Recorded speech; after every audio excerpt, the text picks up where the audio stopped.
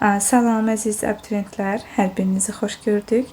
Bugün sizinlə 10 may 2026-cı il tarixində keçirilmiş ikinci cəhd üçün sınaq imtahanının fizika suallarına baxacağıq. Elə isə gəlin elə birinci sualdan başlayaq. Birinci sualımızda metr bölünsün kök altında Henry vurulsun Faraday ifadəsi hansı fiziki kəmiyyətin vahidinə uyğundur deyə soruşulur. Yəni vahidi ifadə formasında veribdir.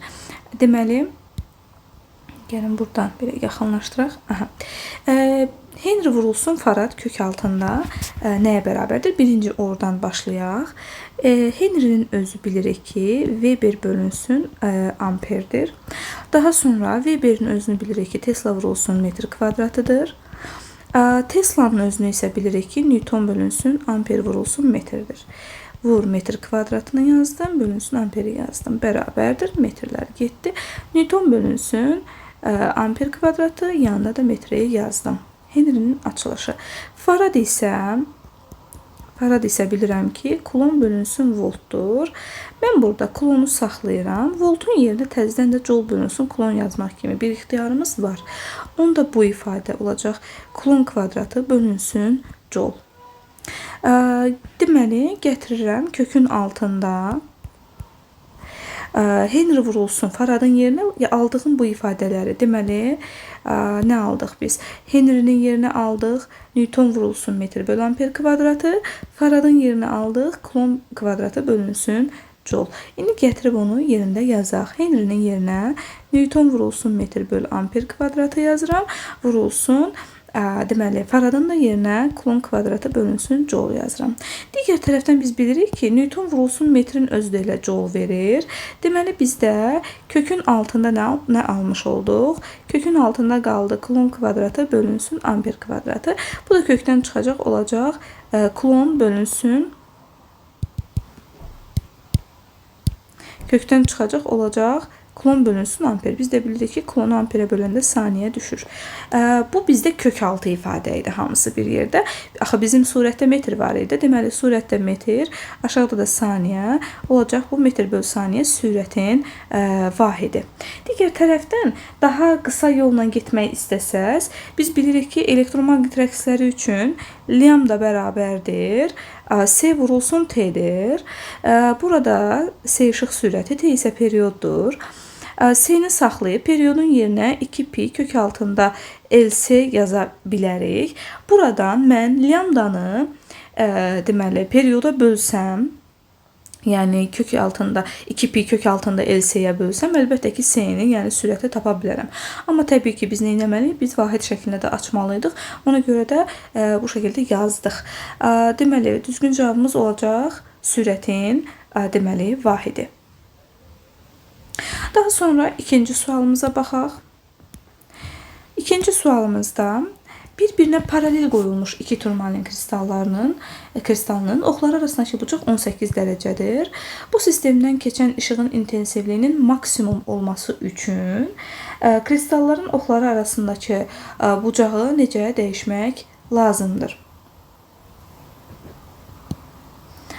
Turmalin kristalında biz bilirik ki, onların oxları arasındakı bucaq 0 dərəcə olduqda onlardan keçən işıq maksimal. Əgər onların oxları bir-birinə perpendikulyar olarsa, onlardan keçən işıq minimal, yəni 0 olacaqdır. Bizdən isə maksimal olması üçün şərt 0 dərəcə olmağıdır oxlar arasındakı bucağın. Əvvəldə verilən şərt bizdə oxlar arasındakı bucaq 18 dərəcədir. Bu formada işığın maksimal keçməsi üçün biz aradakı bucağı sıfıra endirməliyik. Deməli, 18 dərəcəni sıfıra qədər çatdırmaq üçün biz oxlar arasındakı bucağı 18 dərəcə azaltmalıyıq. Doğru cavab olacaq 18 dərəcə azaltmaq.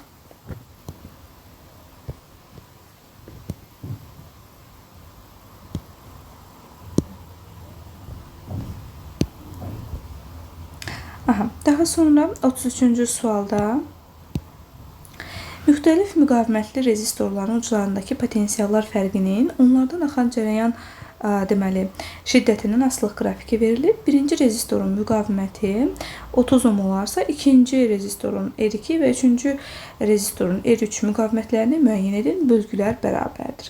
İndi biz birinci olaraq başlayaq 1 və 2-dən. Baxaq. 1 və 2 deməli rezistorlarının u'ları gördüyümüz kimi sabitdir. Ona görə biz onların erlərini müqayisə etmək üçün i'lərinə baxacağıq. Bu i1, bu isə bu i1, bu isə i3.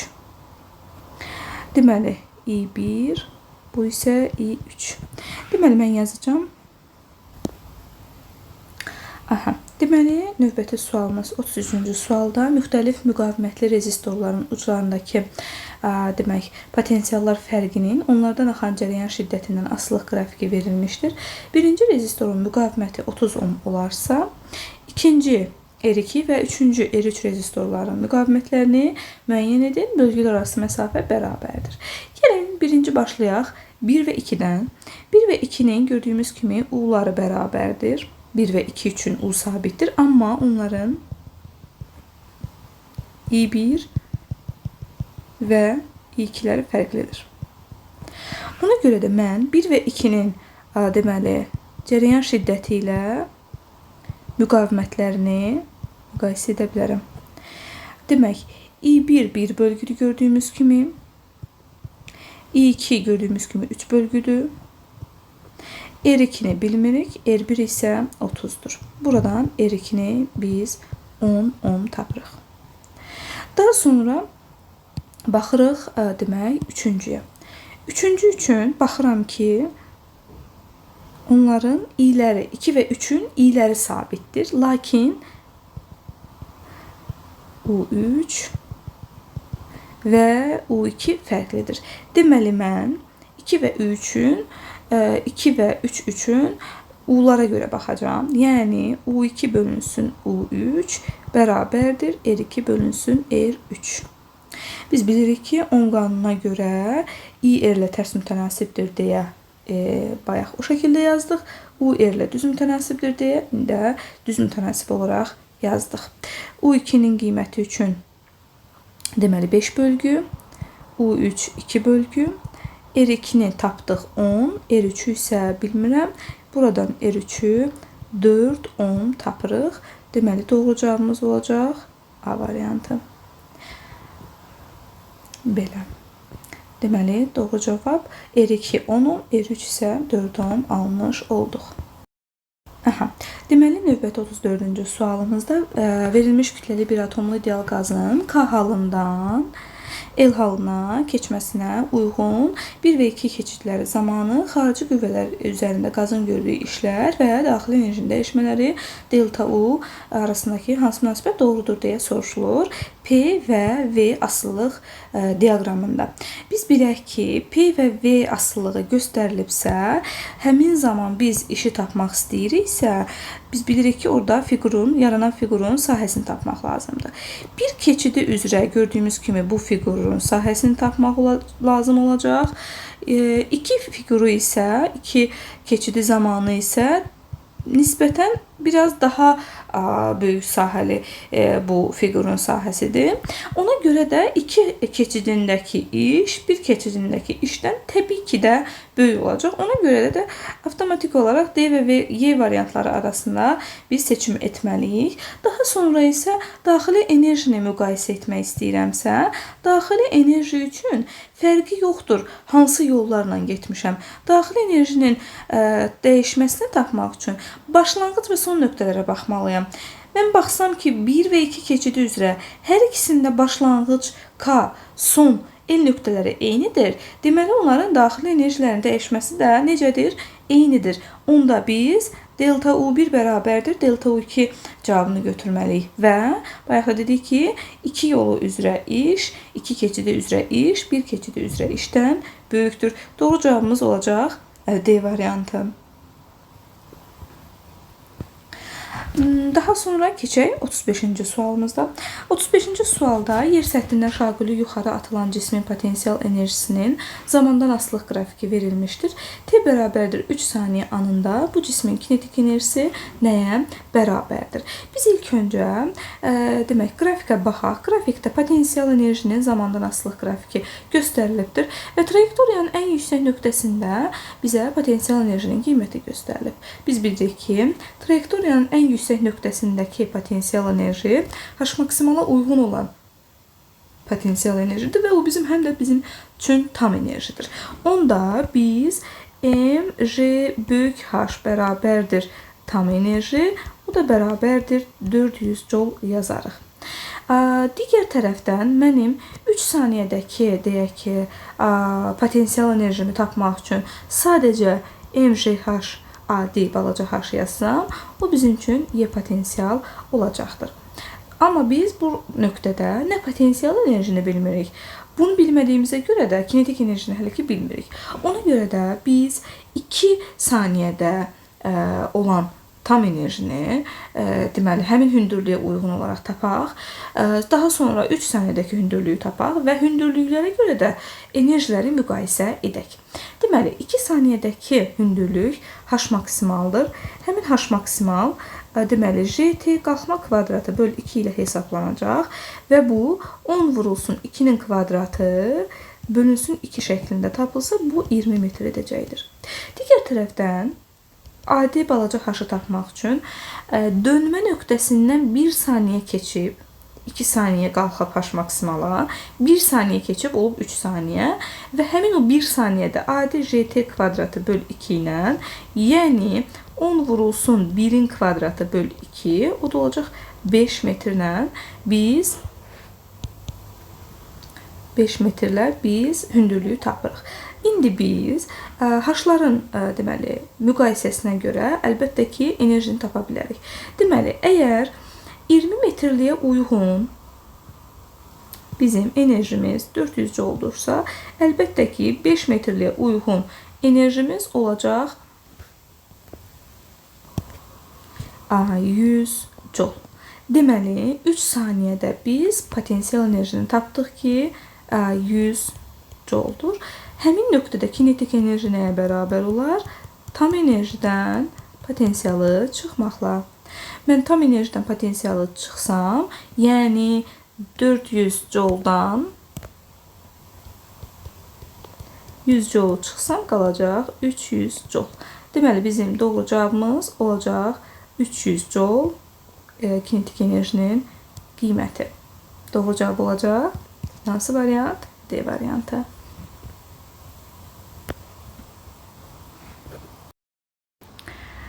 Növbəti sualımızda müşahidə başlanan anda K nöqtəsində olan cisim radiusu R olan çevrə üzrə bərabər sürətlə hərəkət edir. Delta T1 bərabər T bölü 4 və delta T2 bərabərdir 3 T bölü 4 müddətləri üçün uyğun ifadələri Euler Venn diaqramında müəyyən edin.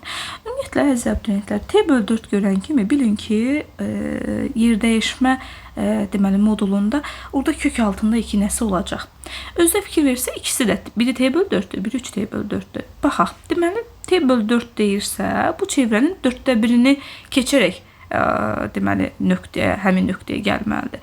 Deməli K nöqtəsindən başlayıbsa 4də 1-nin 4də 1 zaman müddətində gəlmək üçün həm də çevrənin 4də 1-ini getməlidir. Ona görə də mən başlayıram K-dan. K-dan çevrənin 4də 1-i üçün 4də 1 üçün verilmiş istiqamət üzrə gəlib baxın bu nöqtəyə çatır. Saat əqrəb istiqaməti fırlanır, gəlir bu nöqtəyə çatır, gəlin bu nöqtəyə A deyək. Bura gəlir delta T 1 müddətə, yəni T böl 4, periyodun 4də 1-i, həm də gördüyümüz kimi çevrənin 4də 1-ini gəlir. Daha sonra isə yenə də həmin nöqtədən başlayır, fırlanır, gəlir bu nöqtəyə. Bu nöqtəyə gəlin B nöqtəsi deyək. Bu nöqtəyə gəlir delta T2 müddətə, yəni 3T böl 4 müddətə, çevrəni gördüyümüz kimi 4də 3-ünü fırlanaraq gəldi. Və hər iki nöqtəyə biz yer dəyişməyə üçün gəlin xətlərimizi çəkək. Baxın, K nöqtəsindən A nöqtəsinə bu bizim yer dəyişməmizdir. Bura R, bura r-dirsə, əlbəttə ki, bura kök altında 2r olacaqdır. Çünki radiuslar bir-birinə perpendikulyardır. Digər tərəfdən K nöqtəsindən B nöqtəsinə qədər də yenə də eyni məsələ, radiuslar perpendikulyardır. Burada da yenə kök altında 2r olacaqdır. Və gördüyümüz kimi, istər A, istərsə də B nöqtəsinə gələndə yer dəyişməsinin modulu kök altında 2r oldu. Yəni, bir şərti gedir, gördüyümüz kimi, hər ikisinə. Cismin getdiyi yol baxsaq, cismin getdiyi yol deyir 3 pi r bölü 2-dir. Cismin getdiyi yolun 3 pi r bölü 2 olduğunu hansında görə bilərik? Baxaq. Ümumi getdiyimiz yol çevrəni tam getsəydik, bu 2 pi r-dir. Baxaq. Əgər mən çevrənin 4/1-ni gedirəmsə, 2 pi r-in 4/1-ni gedəcəm. Bayaq dediyim kimi, bu olacaq pi r bölü 2. Yox, əgər mən 4/3-ünü gedirəmsə çevrənin, onda bu olacaq 2 pi r-in 4/3-ü, bu da olacaq 3 pi r bölü 2. Gördüyümüz kimi 3 pi r bölü 2 yolu aid oldu. Demək, 4/3 t-yə, yəni 2-ni yazırıq bura. Cismin getdiyi yol yer dəyişməsinin modulundan böyükdür. Gördüyümüz kimi, istər pi r bölü 2, istərsə də 3 pi r bölü 2, kök altında 2r-dən, yəni yer dəyişmədən əlbəttə ki, böyükdür. Çünki bu əyri xəttli hərəkətdir. Əyri xəttli hərəkətdə istənilən halda yol yer dəyişmədən böyükdür. Ona görə də bunu da hər ikisinə götürdük. Sürət vektoru üfüqi sola yönəlmişdir. Baxaq. Sürət vektoru üfüqi sola yönəlmişdir hansında? A nöqtəsində sürət vektoru belə, B nöqtəsində isə sürət vektoru bu şəkildə yönələcək. Sola yönəlmiş hansındadır? Əlbəttə ki, deməli, t bölü 4-dədir. Ona görə 4-ü yazırıq bura.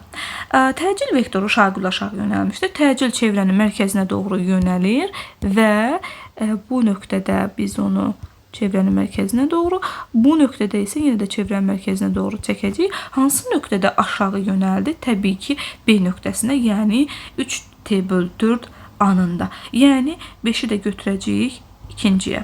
Deməli, uyğunlaşdırsaq, birinciyə 4, deməli, ikinciyə 2, 5, hər ikisini isə 1, 3. Deməli, doğru cavabımız olacaq Y variantı. Növbəti sualımız 37-ci sualda cisim şəkildə göstərilən qüvvələrin təsiri altında tarazlıqda olarsa, F1 qüvvəsinin modulunu hesablayın. Göstərilən qüvvələrin təsiri altında tarazlıqda olmağı, bütün qüvvələrin əvəzləyicisinin 0 olmağı deməkdir. Yəni, vektorial cəmləri 0 olmalıdır. Deməli, F2 və F3-ə diqqətli baxsaq, bu bizə nəsə deyir. Çünki onlar 90 dərəcə bucaq altına yönəlbir və mən onların əvəzləyicisini tapmaq istəsəm, baxın, bu formada bir cəm vektor çəkərəm və həmin cəm vektorun qiyməti Pifaqor teoreminə görə bilirik ki, ikisinin də kvadratları cəmi olacaq.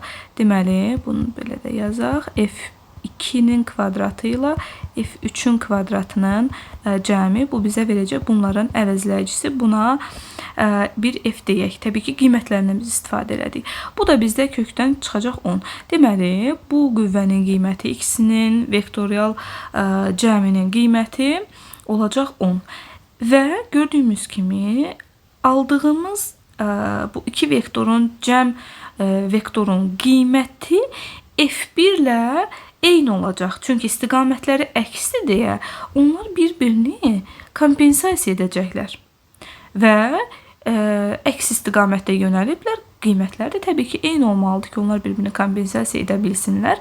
F1-in qiyməti də elə 10 Newton olacaqdır. Doğru cavab olacaq Y variantı. Növbəti sualımız 38-ci sualda hansı qrafik verilmiş kütləli ideal qazın izobar soyumasına uyğundur? İzobar soyumasına uyğundur deməyi, izobarda P sabitdir, təzyiq bilirik.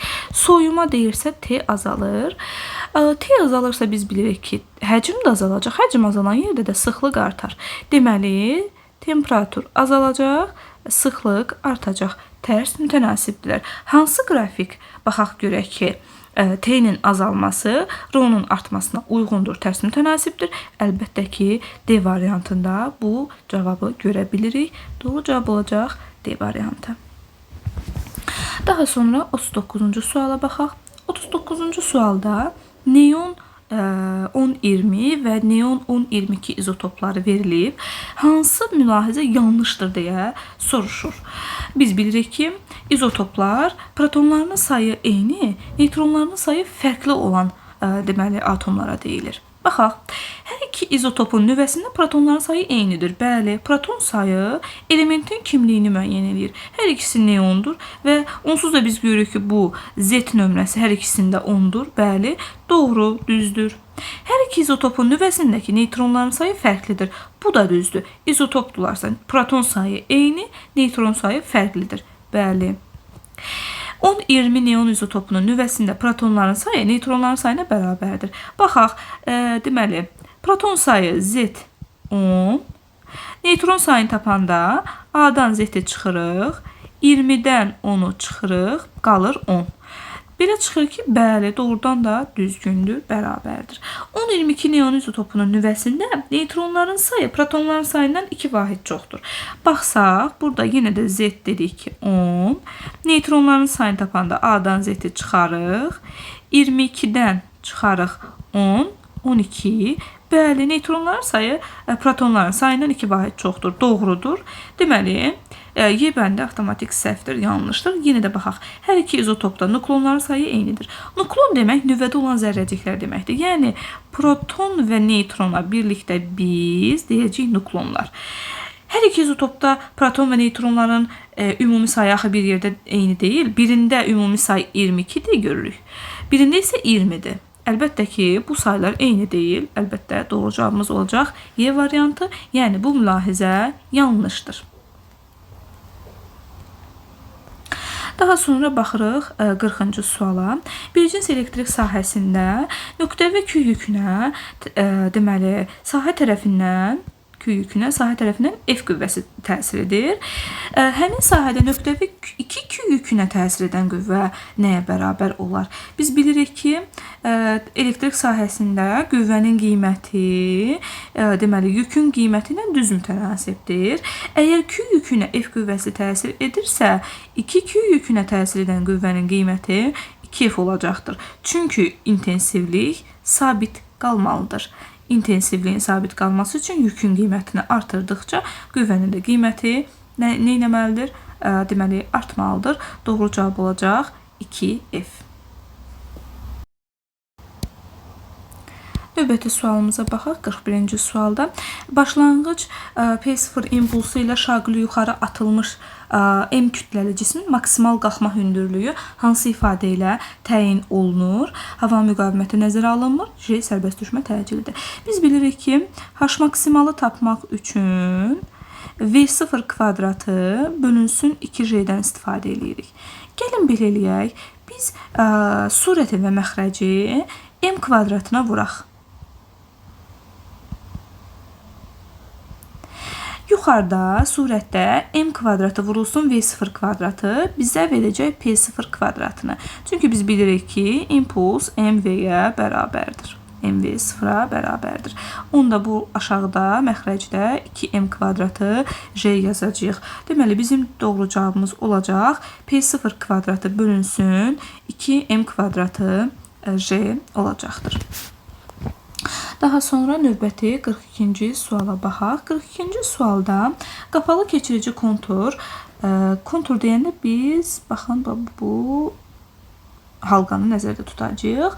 Qapalı keçirici kontur sabit və kontur bərabərdir 1 metr bölü saniyə sürətlə sol tərəfə hərəkət etdirilir. Sürətinin qiyməti də verilib. Sabit maqnit necə hərəkət etdirildikdə bu konturda induksiya cərəyanı yaranmaz. İnduksiya cərəyanının yaranması üçün deməli maqnit kontura, deməli maqnitlə kontur arasında məsafə dəyişikliyi olmalıdır. Sükunətdə qalanda deməli bu arada bunu da deyim ki, cərəyanı yaranmaz deyirsə, aradakı deməli məsafə dəyişməyəcək.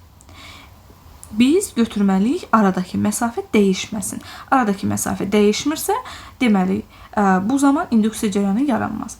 Mən maqniti sükunətdə saxlayıb konturu maqnitə doğru yaxınlaşdırsam, aradakı məsafə dəyişəcək. Deməli bu cavab getdi. 1 metr bölü saniye sürətlə sağa doğru yaxınlaşdırsam, hərəkət etdirsəm, maqniti sağa doğru yaxınlaşdırsam, konturla maqnit arasındakı məsafə dəyişəcək, azalacaq və bu zaman induksiya cərəyəni yaranacaq. Getdi. Yenə 2 metr bölü saniyə sürətlə sağa da yenə də olmaz. İndi qaldıq iki variant arasında. 2 metr bölü saniyə sürətlə sola, 1 metr bölü saniyə sürətlə sola. Konturun sürəti 1 metr bölü saniyə olduğu üçün mən 2 metr bölü saniyə sürətlə maqniti sola doğru hərəkət etdirsəm, əlbəttə ki, aradakı məsafə dəyişəcək. Bu da getdi. Amma mən deməli, maqniti 1 metr bölü saniyə sürətlə sola hərəkət etdirsəm, konturla maqnit arasındakı məsafə neynəməyəcək? Dəyişməyəcək. Ona görə də induksiya cərəyanı yaranmayacaq. Doğru cavabımız olacaq E variantı. Daha sonra 43-cü sualımıza baxaq. Demək, 43-cü sualda 80 dərəcə temperaturlu 1 ton suyu 100 dərəcə temperatura qədər qızdırmaq və onun müəyyən hissəsini buxarlandırmaq üçün 130 megajoule istilik miqdarı sərf olunub. Bu zaman buxarlanan suyun kütləsini hesablamaq lazımdır. Gəlin baxaq. Burada iki cür istilik miqdarından istifadə olunub deməli. Birinci növbədə bu suyu qızdırmaqdır. Cm delta T'dir. İkinci növbədə isə bu suyun müəyyən hissəsini buxarlandırmaqdır. Ona görə də onu L vur M1 yazacağım. Çünki müəyyən bir hissəsidir. Gəlin, deməli, bunları ayrı-ayrılıqda tapacağıq, toplayacağıq və ümumi bizə əlbəttə ki, nəyi verəcək? 130 megajoule verəcək. Deməli, bərabərdir. C-nin qiyməti 4,2 10 üstü 3'dür. M'in qiyməti 1 ton, çevirəm kiloqrama, 10 üstü 3. Delta T 80 dərəcədən 100 dərəcəyə delta T olacaq 20. Bunu deməli yazsaq, 4,2-ni 20-yə vuranda eləyəcək 84. 84 10 üstü 6, yəni 84 megajoule. Bərabərdir buradan Q2-ni tapmaq üçün. L'in qiyməti var bizdə, amma M1-i biz bilmirik. Deməli, 2,3 10 üstü 6 vurulsun M1, yəni 2,3 vur M1. Bunda belə megajoule yazaq. Və mən Q1 və Q2-ni cəmləyəcəm, alacağım 130 megajoule. Q1 84 megajoule'dur. Üstə gəl 2,3 vur M1 megajoule bərabərdir 130'a. Buradan biz M1'i tapacağıq. Megajoule da yazaq. Aha. Deməli, mən 130'dan 84'ü çıxacağım və M1'i tapmaq üçün 130 çıxılsın 84 bölünsün 2,3 yazacağım. Aha. Deməli, olacaq 46 bölünsün 2,3.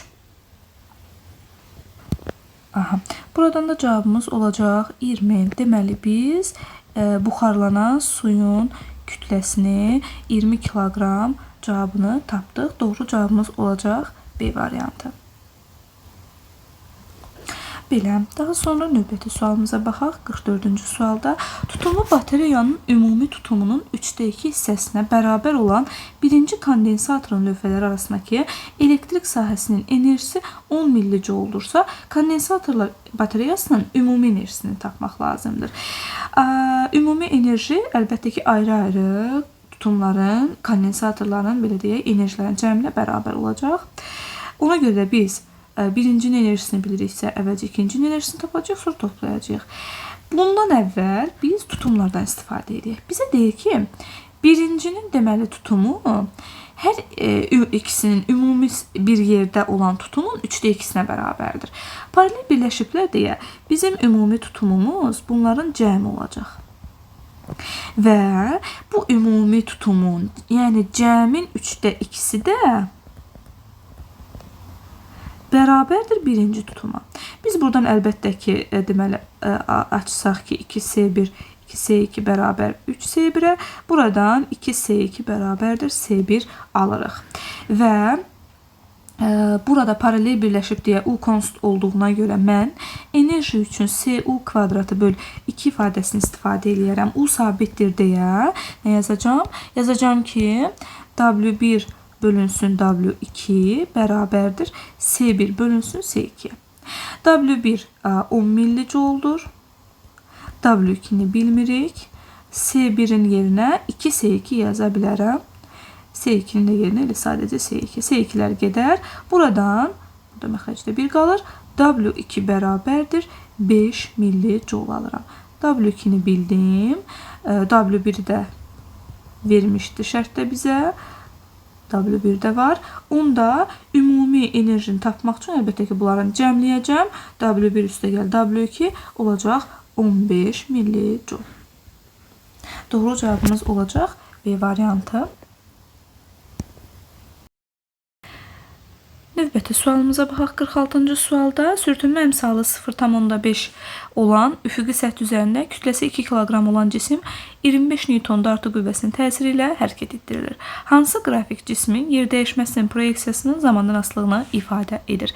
Biz əvvəlcə gəlin F sürtünməni tapaq. F sürtünmə müəyyən şeydir. Mü'nün qiyməti 0,5, M'in qiyməti 2, J'nin qiyməti 10. Buradan alıram ki, sürtünmə qüvvəsinin qiyməti 10 Newtondur. Və dartı qüvvəsinin qiymətini də bizə verib 25 Newton. Və görürəm ki, dartı qüvvəsi sürtünmə qüvvəsindən böyük olduğu üçün bu cisim bərabər geyinləşən hərəkət edəcəkdir. Lakin diqqətli olsaq, şəkildə X oxunun əlbəttə ki, sağa yönəldiyini, amma hərəkətin X oxunun əksinə, yəni sola yönəldiyini görürük. Deməli, hərəkət X oxunun əksinə baş verəcək. X oxunun əksinə, amma yeyinləşən hərəkət, əlbəttə ki, bu parabolanın dönmə nöqtəsindən sonraki vəziyyətə, yəni B variantına uyğundur. Doğru cavab olacaq B variantı. Demək, növbəti sualımız 47-ci sualda proton və alfa hissəcik eyni sürətlə induksiya xətlərinə perpendikulyar istiqamətdə eyni bir cins maqnit sahəsinə daxil olurlar. Protona təsir edən Lorentz qüvvəsi F olarsa, alfa hissəciyə təsir edən Lorentz qüvvəsi nəyə bərabərdir? F Lorentz bərabərdir QVB sinus alfa ifadəsindən. Perpendikulyar daxil olurlarsa sinus 90 dərəcədə 1. Eyni sürətlə daxil olublar, eyni sahəyə daxil olublar. Belə çıxır ki, mən Lorentz qüvvəsini yükə görə müqayisə edəcəm. Biz də zərrəciyin yükü deyəndə, əgər mən protona baxıramsa 1-1, mən onun yükünü təbii ki 1 götürəcəm. Alfa hissəcik deyəndə helium 2-4 deyirəmsə, onun da yükünü 2 götürəcəm. Deməli, əgər protona təsir edən qüvvə F-dirsə, yəni Q-nün bir qiymətinə uyğun olan qüvvəmiz F-dirsə, Q-nün 2 qiymətinə uyğun olan qüvvəmiz də olacaq 2F, yəni yükün qiyməti ilə düz mütənasib olacaq. Doğru cavabımız olacaq 2F, yəni A variantı. Daha sonra 48-ci suala baxaq. 48-ci sualda harmonik rəqs edən cismin koordinatının zamandan asılılıq qrafiki göstərilmişdir. Qrafikin hansı nöqtələri cismin sürətinin modulunun ən kiçik qiymətinə uyğundur? Biz bilirik ki, demək, harmonik rəqsi hərəkətdə X, A və potensial enerji maksimal olan yerlərdə sürət, deməli, impuls və kinetik enerji minimal olacaqdır. X-in maksimal olduğu yerlər baxıram ki 2 və 4-dür. Deməli, orada sürət özünün ən kiçik qiymətini alacaq. Doğru cavabımız olacaq B variantı. 2 və 4. Növbəti sualımıza baxsaq, 49-cu sualda düz xətli bərabər təcili hərəkət edən cismin sürətinin proyeksiyasının zamandan asılılıq qrafiki verilib. Onun təcilinin proyeksiyasını hesablayın. Baxıram, V-nin T-dən sürətin zamandan asılılıq qrafikidir. Başlanğıc sürət 0-dır. V0 0-dır. Onda mən A-nı tapmaq üçün sadəcə son sürəti zamana bölməklə ala bilərəm təcili. Son sürətin qiyməti 4, zaman isə 10-dur. Onda alıram 0,4. A bərabərdir 0,4 metr bölünsün saniyənin kvadratı. Doğru cavabımız olacaq C variantı.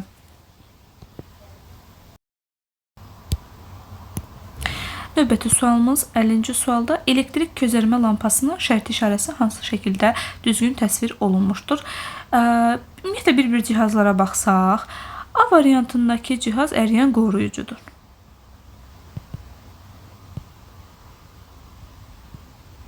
B-də yarım keçirici diod. C-də lampa. D-də kondensator. Y-də isə rezistor. Doğru cavabımız olacaq C variantı, lampanın şərti işarəsidir. Növbəti sualımız 50-ci sual. 51-ci sualımızda elektron bir cins elektrostatik sahəyə daxil olur. A nöqtəsində onun kinetik enerjisi 100 elektron volt olarsa, B nöqtəsində nəyə bərabər olar? Biz fikir versək, A nöqtəsinin potensialı B nöqtəsinin potensialından azdır. Bu deməkdir ki, intensivlik vektoru deməli sola doğru yönəlmişdir. Çünki biz bilirik ki, intensivlik vektoru potensial çox olan nöqtədən az olan nöqtəyə doğru yönəlir. Onda deməli biz baxsaq ki, intensivlik vektoru həmişə müsbət olan potensialdan mənfi olan potensiala yönəlir. Yəni bu elektronun kinetik enerjisi artacaq. Ona görə də 100 cavabından aşağı olan variantlar ümumiyyətlə ola bilməz. 100-ün özü də ola bilməz. Ona görə də 100-dən çox olan variantlar olmalıdır və bunu necə tapacağıq?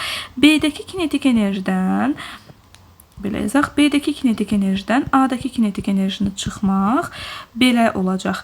Y vurulsun fi deməli B çıxılsın fi A-ya. Və B-dəki enerjini biz bilmirik. A-dakı enerjinin qiyməti 100 elektron voltdur. Bərabərdir. Y vurulsun 40 çıxılsın 20. Buradan B-dəki enerji çıxılsın 100 elektron volt bərabərdir 20 elektron volta və buradan B-dəki enerji 120 elektron volt olacaqdır. Doğru cavabımız olacaq A variantı. 120 elektron volt. Sualımız 52-ci sualda.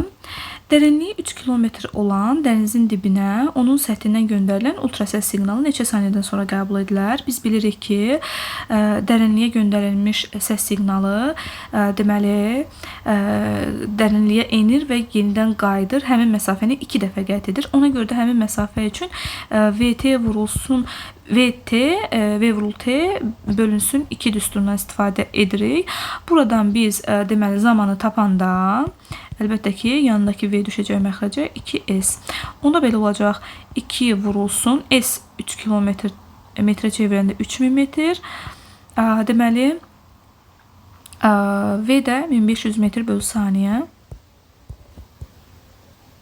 Burada metrlər getsə 1500-dən 3000 getsə 2 və saniyədə olacaq 4 saniyə. Cavabı olacaq A variantında.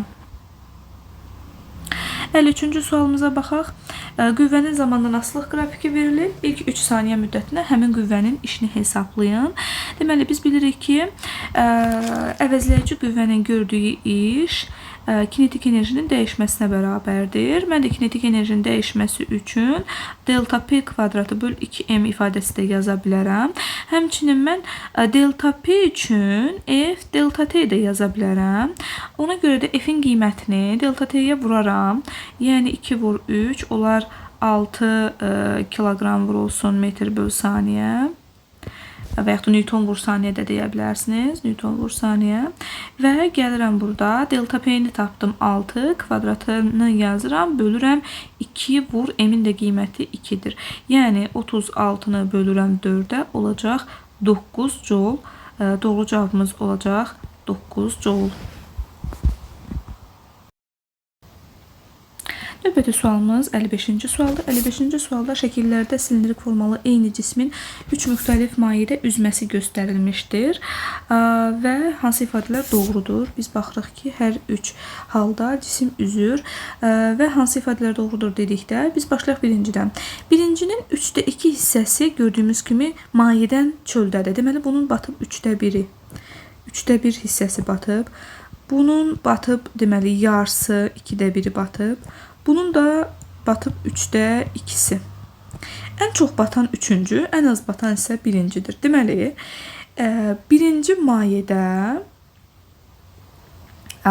cismin ən az hissəsi batıbsa, deməli, birinci mayənin sıxlığı ən böyükdür. Çünki mayənin sıxlığı böyük olduqda cisim orada batmır. bata bilmir. Deməli, birincini götürə bilərik. Üçüncü mayenin sıxlığı ən böyükdür. Aha, burada artıq yanlışlıq var. Üçüncü mayenin sıxlığı ən kiçikdir ki, cisim orada daha çox batıb. Deməli, 2-ni götürmürük.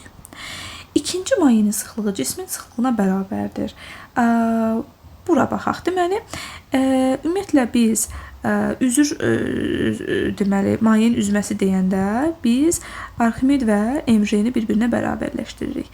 Arximedi biz, deməli, Rho maye V batan J, MJ-ni isə Rho cisim V cisim J desək, buradan Rho maye V batanın yerinə mən 2/1 V cisim qoysam, burada da Rho cisim V cisim yazsam, doğrudan da alıram ki, Rho maye bərabər 2 Rho cisim. Aha, mən aldım ki, mayenin sıxlığı cismin sıxlığına 2 dəfə böyükdür. Bərabər deyil, ona görə də bunu atıram.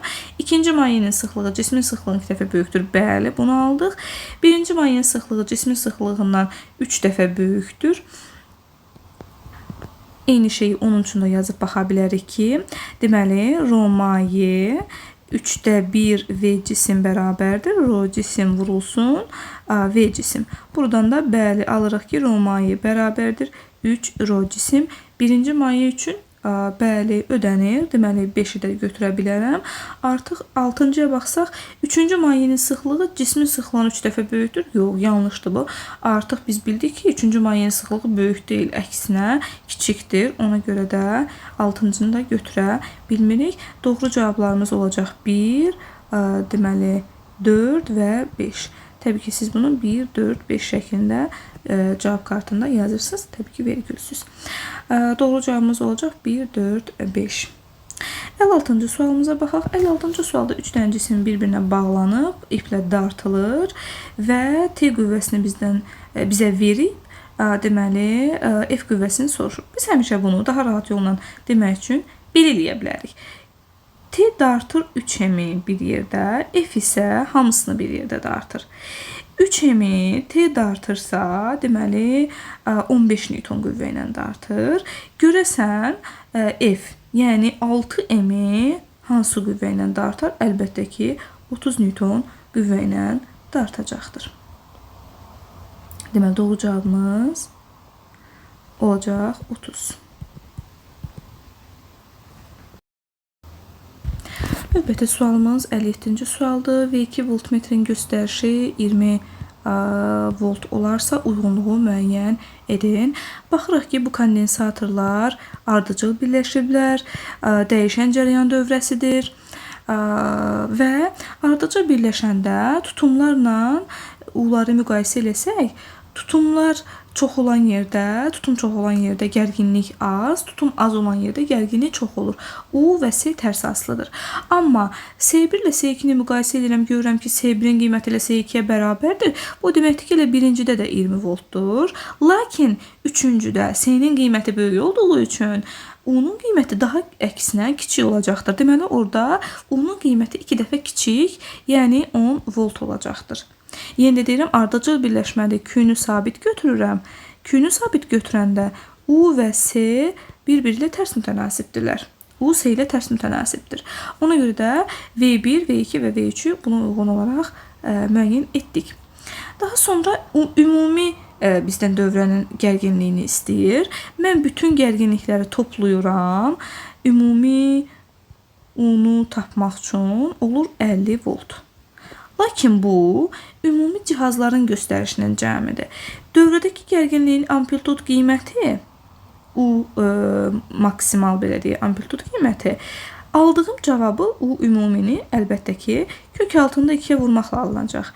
Yəni, mən 50-ni vuracam kök altında 2-yə, alacam 50 vurulsun 1,4, yəni 70 volt. Çünki biz bilirik ki, ani qiyməti, yəni cihazın göstərişi olan ani qiyməti 1,4-dən, yəni kök altında 2-yə vurmaqla alırıq nəyi? Maksimal amplitud qiymətləri. İndi gəlin yerləşdirək yerlərinə. V1 voltmetrin göstərişi 20 volt, D-ni yazıram. V3 voltmetrin göstərişi 10 volt, A-nı yazıram. Amplitud qiyməti isə, dövrə dönmə amplitudu isə olacaq C. Deməli, 1-ə D, 2-yə A, 3-ə isə C olacaqdır. Belə. Növbəti sualımız 58-ci sualda təkrar emal zavodunda ağır dəmir parçalarını xüsusi maqnit qurğu sözünə cəzb edərək qaldırır və lazım olan yerdə maqnitsizləşərək onları boşaldır. Bu tipli kranların işləmə prinsipi nəyə əsaslanır və onun yük götürmə qabiliyyətini necə artırmaq olar? Bu cərəyanın maqnit təsirinə əsaslanır demək bu hadisə. Əgər biz həmin o krana cərəyan verdikdə demək, o cərəyan öz ətrafına təbii ki, maqnit sahəsi yaradır və maqnitləşərək deməli, o dəmir parçalarını özünə götürür və biz onun yük götürmə qabiliyyətini necə artırarıq?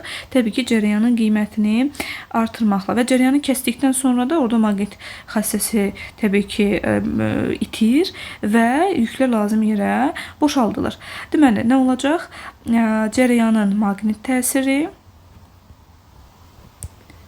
cərəyanın maqnit təsirinə əsaslanacaq.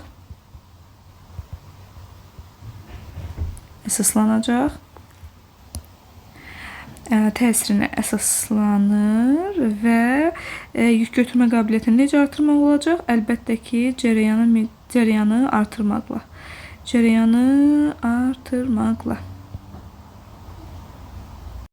Növbəti sualımızda demək 59-cu sualda sarğacın axan cərəyan şiddətini 0,4 amper artırdıqda maqnit sahəsinin enerjisi 9 dəfə artıb. Sarğacın axan cərəyan şiddətinin son qiyməti nəyə bərabər olar? Biz burada maqnit sahəsinin enerjisi üçün Li kvadratı böl 2 ifadəsindən istifadə edəcəyik. Burada maqnit sahəsinin enerjisinin 9 dəfə artması üçün əlbəttə ki, I 3 dəfə artıb. Deməli, I 3 dəfə artıb. I-nin əvvəlki qiymətinə I1, sonraki qiymətinə I2 desək, I2, 3, I1 olubdur. Həm də I nə qədər artıb? I2 həm də I1 üstə gələk 0,4-dür. Onda deməli, gəlin bu ifadələri bərabərləşdirək. 3i1 bərabərdir i1 üstə gəl 0,4, 2i1 bərabər 0,4, i1 bərabər 0,2 amper. Mən i2-ni tapmaq üçün i1-in üzərinə istəsəm 0,4 gələrəm və yaxud 3-ə vuraram. Hər iki halda da doğrudur. Onda olacaq son qiyməti 0,6 amper. Doğru cavabımız 0,6 amper olacaqdır. 60-cı sualda demək, ən azı 2 şüadan istifadə edərək S nöqtəvi işıq mənbəyinin müstəvi qeyd güzgüsündə xəyalını qurmaq lazımdır. Gəlin baxaq. İlk öncə səthi çəkirəm, daha sonra güzgünü yerləşdirirəm. Bu güzgü. Buna G güzgüsü deyək. Daha sonra burada bizim işıq mənbəyimiz olsun. S işıq mənbəyimiz olsun və ondan şüaları gətirək.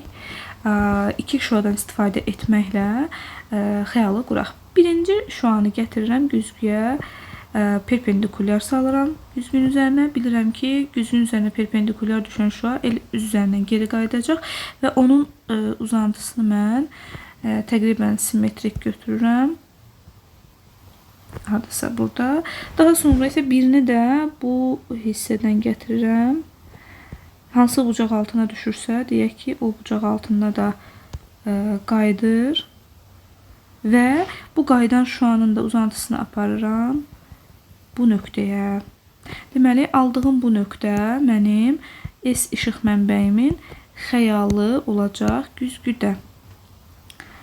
Deməli, S ştrixdə yazıram. Deməli, aldığımız nöqtə, S ştrix nöqtəsi S işıq mənbəyinin G güzgüsündəki gördüyümüz kimi xəyalı olacaqdır.